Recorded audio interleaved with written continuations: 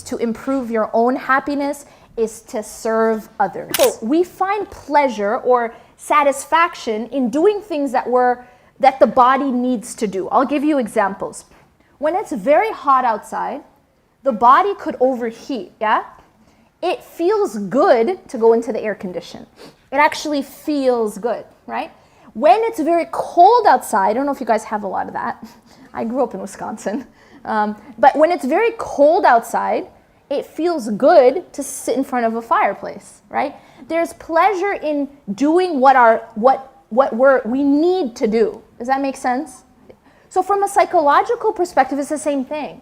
The fact that we feel good doing these things is part of the design of God because we're supposed to be doing these things. It shows how that actually the design of humanity is that we're supposed to be helping each other. We are not supposed to be living these just individualistic lives, everyone in their own cave, not caring about others. Because if we live that way, we actually become miserable. That's the fact. That if we live in such a way where we are not connected to others, where we are not serving others, where we are only interested in serving ourselves, it actually makes us miserable. This is the design of God. So that group who was indulging themselves, the ones who were treating themselves, there was no increase in their own happiness. That's powerful. And in fact, they find in other studies that one of the most effective ways to improve even symptoms of depression is to help another person in need. That service is so powerful. And that a person who lives a life of service is actually first and foremost helping themselves. And so what I want to do up here is make an appeal to you in a different way. And that is to tell you that when you help others, when you serve others, you are essentially helping and serving yourself before the other person. And no one ever tells you that, right? Usually the appeal is you're going to do a favor to someone else. So we all feel that we're doing someone else a favor, but I'm actually going to sit up here and tell you doing yourself a favor. And I'll tell you all the reasons why. Okay? The first reason is just this simple secular reason, which is that you feel good. I'm going to tell you guys a secret, and you don't have to admit it, but every single person who raised their hand, they felt good when they did it. And that's just Allah's design. In fact, they told you that money doesn't buy happiness, right? Okay, they lied. In fact, studies show that money buys happiness when it's spent on others. That's also powerful. That the money that I spend on other people actually makes me happier. And they find that the money I spend on myself doesn't. This is, like I said, this isn't an Islamic thing. This is a secular study. So the reality is this, that you, when you raised your hand to give, you felt happy. You felt happiness. And that's how Allah designed it, because He wants us to give. All right? So the first thing is this feeling of well-being, this happiness, the easiest way for me to pull myself up when I'm down is to pull another person up who's down. And that has been shown again and again and again in research. All right? Now I'm going to tell you something else about service and about giving.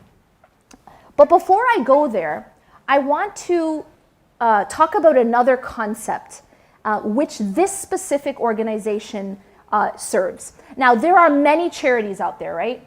So there are many different places we can serve. Yeah, I'm not going to deny that. That's an absolute fact. There are many different places we can give our charity and we can feel happy and we can have meaning. But why is this type of work so important? And that's the other point that I want to make now. And I'm going to tell you why. I don't even have enough time to tell you how many references Allah and His Messenger have about justice. I don't actually have enough time, but I'm just going to try just to read a couple of them. In the Quran, Allah subhanahu wa ta'ala says, "We sent our messengers with clear signs and sent down with them the book and the measure." Why? Listen to this. "In order to establish justice among the people." that this is so important of a concept in our deen, that Allah is saying that that's the reason He sent down the messengers with the signs, to establish justice. This is how important justice is to Allah subhanahu wa ta'ala. Allah in another, and that was chapter 57 verse 25. In another chapter, Allah says what's translated as, Allah commands justice and fair dealings. And that's chapter 16 verse 90. What does that mean? Allah is commanding it, meaning it's fard. It's obligatory. He is commanding that we deal with justice. That this is an obligation upon every single one of us. In another ayah, He says, O you who believe, be upright for Allah and be bearers of witness with justice. And that's chapter 5, verse 8. But one of the most powerful ayahs that always strikes me, and you guys have probably heard this, I want you to reflect on it. Allah subhanahu wa ta'ala says, in chapter 60, He says,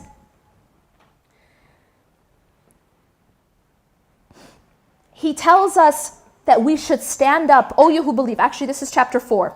Listen to this. O you who believe, stand out firmly for justice as witnesses to Allah, even if it is against yourselves, your parents, and your relatives, or whether it is against the rich or the poor.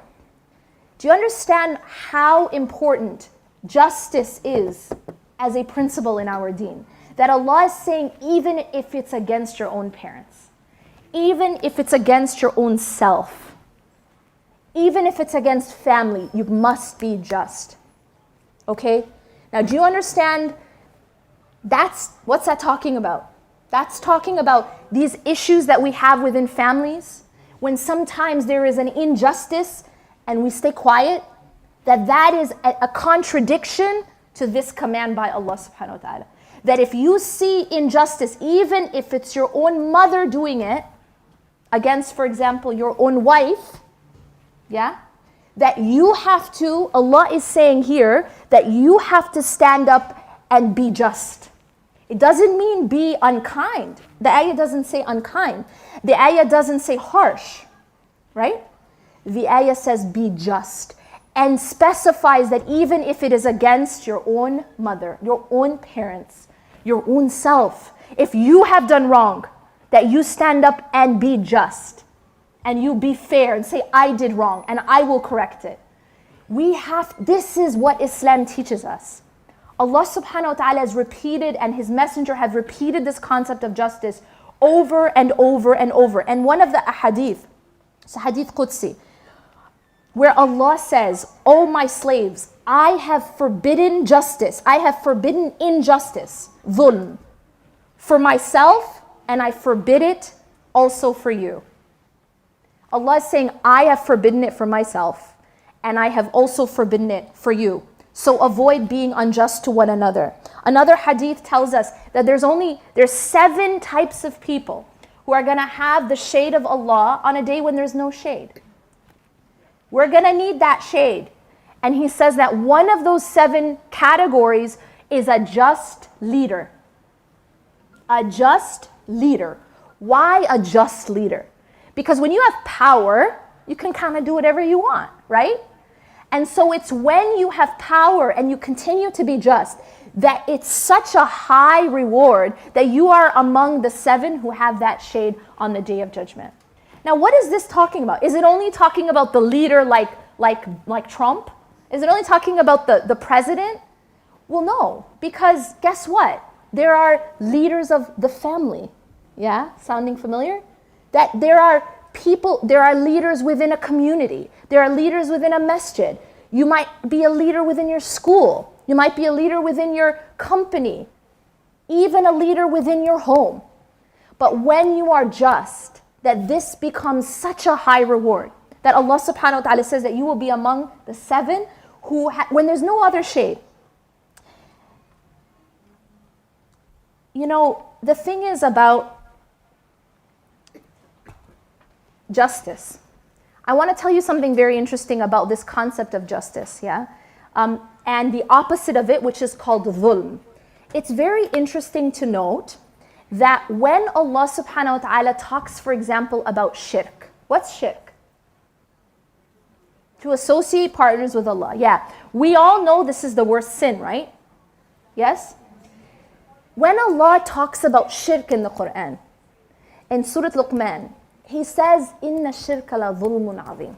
He says that shirk, associating a partner, how does He describe shirk? He says that shirk is a great injustice. Do you see how He's describing shirk? That it's actually an injustice. It's dhulm. Remember that word, dhulm. This is how much Allah hates dhulm. This is how much. He's saying that shirk, the way He describes associating partners with Allah, is that it is a great dhulm, an injustice. An injustice against whom? An injustice, well, let's talk about shirk, for example. When I associate a partner with Allah subhanahu wa ta'ala, may Allah protect us all. Who am I being unjust to? Well, first and foremost, Allah subhanahu wa ta'ala. Because it's only Allah who has the right to be worshipped alone. And when I worship other than Him, I have done injustice. Because only Allah has that right. Make sense? When I thank someone else for the gifts that Allah gave me, that's injustice. Suppose I give you a very generous gift. I give you a new Ferrari. And it's a gift. And you go and you thank someone else. You're doing injustice because the other person didn't give you it, right?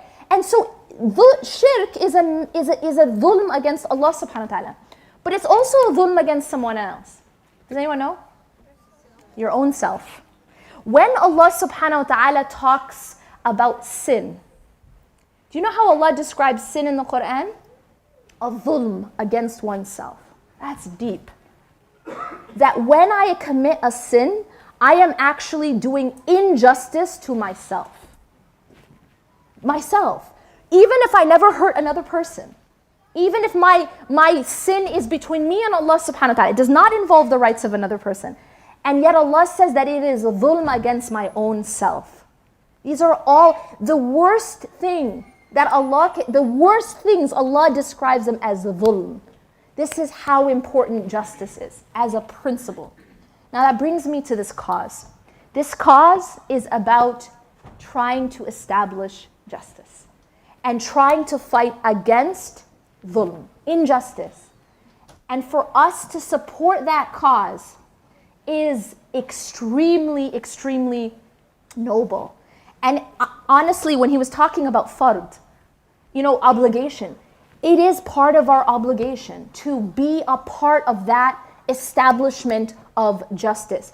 And of course, we're living in a time right now where there is a lot of injustice against Muslims. We have to be active in supporting these causes that fight against injustice. Now I'm going to tell you guys something else. I told you I'm going to give you many evidences to prove to you that when you help another person, you're actually helping yourself, right? I didn't forget. Okay. So I'm going to come back to that. There's one common theme that you find across the text, hadith and Quran.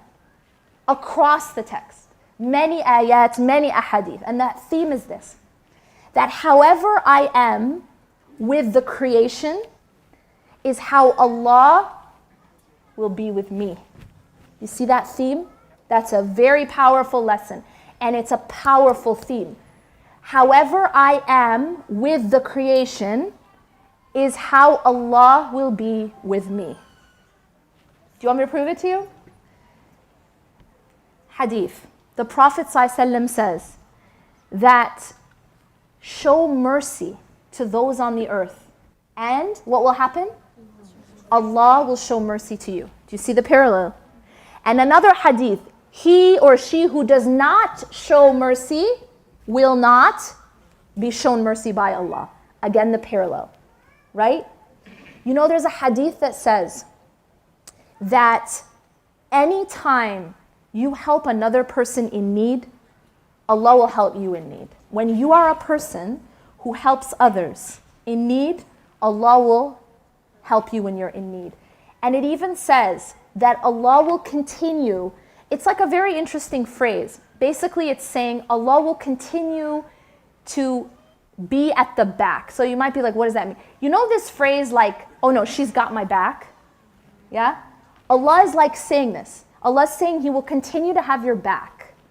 He will continue to have your back as long as you continue to have the backs of the other people, of the believers. So Allah is promising to continue to have our backs, to continue to support us, so long as we continue to help others and be in the service of others.